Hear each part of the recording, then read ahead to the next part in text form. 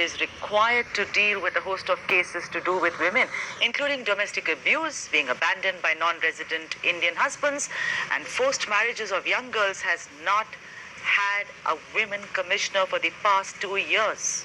I mean, this is really, really glaring.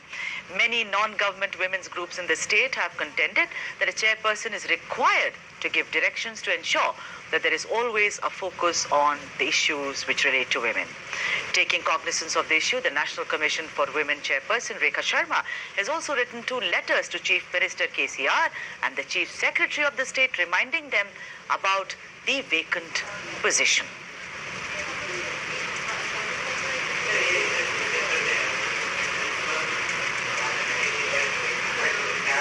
When I was trying to, reach out to other organizations like, the National Women's Commission and the State Women's Commission, and I found that there is no Women's Commission in the state of Telangana. So where do women and girls go where there is no designated body to report? So, somewhere there have to be more facilities for women and, girls to reach out, or any abuse to reach out to the police and the government, and also a speedy process that such cases are dealt other than their regular, waiting, queue. Let me just put things in perspective. The lady you just heard, her name is Shailaja, and she's the aunt of Ananya, this 20-year-old photography student who was assaulted by TRS corporator called Ragam Nagendra Yadav, who was eventually arrested by the police in Hyderabad. But the aunt said, and I totally agree with her, that if you do not have a functioning women's commission, in the state, where do you take your grievances to? Where do you go when something like this happens, where a corporator assaults a 20-year-old girl? You just keep going to the police station, and where they, of course, filed an FIR, but there was hardly any action taken. So that was Shailaja who was speaking to us, and to shed more light on the issue. We are now joined by Professor Jyotsna Tirunagari of the TDP. Professor Tirunagari, a very warm welcome to you. How are you today? I'm fine, Sudhaji. How are you doing? I'm very well. Good to see you. Good to hear you. This is really shocking, I mean, it's been so many years, and this commission is just, like they say in Hindi, naam ke vaste, or in English, just for the namesake. I mean, it doesn't have a chairperson. It is hardly functioning. It's actually defunct. Wouldn't you agree, Professor Tirunagari? Yes, that was what from Telugu Desam Party we have been fighting. We have been fighting for the past so many months, saying that, sir, we are left abandoned in the state of Telangana. As the women of Telangana have agitated with you in the Telangana agitation, we want a separate women commission. Even after the formation of the state, no separate Telangana Women Commission was formed. The Mrs. Tripuranaji, who was there earlier, she was appointed during the United Andhra Pradesh, but after the formation of Telangana state, no separate Telangana Women Commission has been formed till date. Yeah, this is what is shocking, because there has been no annual report for 6 years. There has been no forward movement. And I've seen a lot of, women from civil society and also activists. They have been campaigning for this. I saw a hashtag run 2 years ago in 2018, hashtag WomenCom. But nothing really has happened.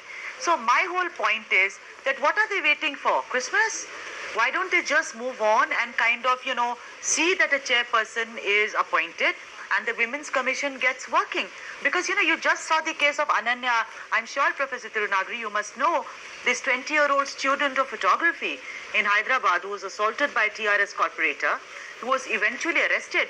But her aunt just said the kind of running around they had to do, it would make things easy, because the Women's Commission also has a civil court rights. Won't you agree? Yes. Yes. And here, Sudhaji, there's one more point. In the entire state of, entire country, Telangana stands at the not only last position. When you take about the SDG 5, which talks about gender equality, this I'm not saying Niti Ayog's report says this, saying that Telangana stands at the last position in terms of gender equality. Even now, the government is not listening. We have sent a representation to the Honorable Governor. We have sent a representation to the Honorable Chief Secretary. We have sent thousands of representations to the Honorable Chief Minister. agitated, we have come on roads, we have told them, we have begged them. I don't understand why we women of Telangana have to beg for our right. Having a women commission is our basic right.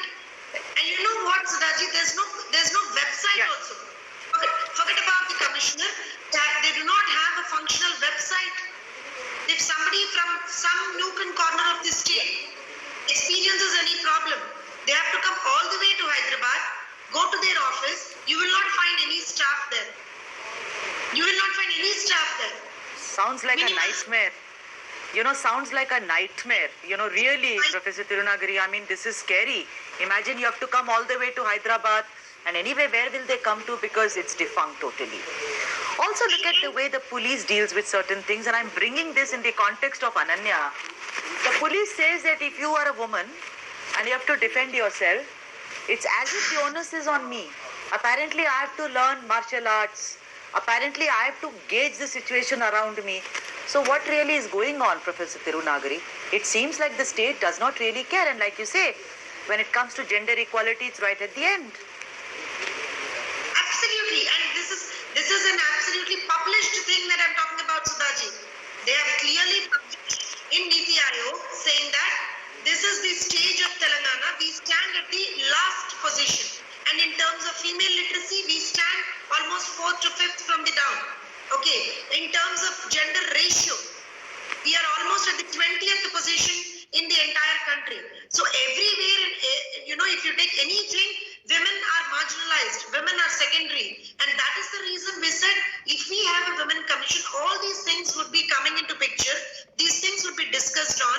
In fact, the scariest part, and I should say the pathetic part was, Sudhaji, for the first term of the TRS government, we did not even have a women minister. Not a single women minister in the cabinet.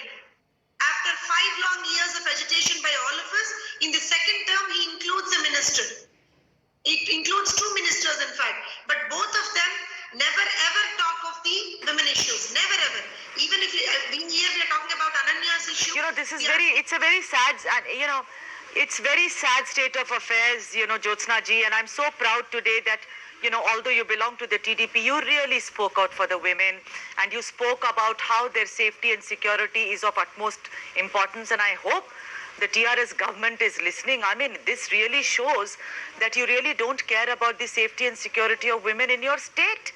It is high time that a women's commission is reinstated. It is there, but it's defunct so that women get redressal as soon as possible. Let me thank you, Professor Tirunagari. It is always such a pleasure to have you on India Ahead. Thank you, ma'am.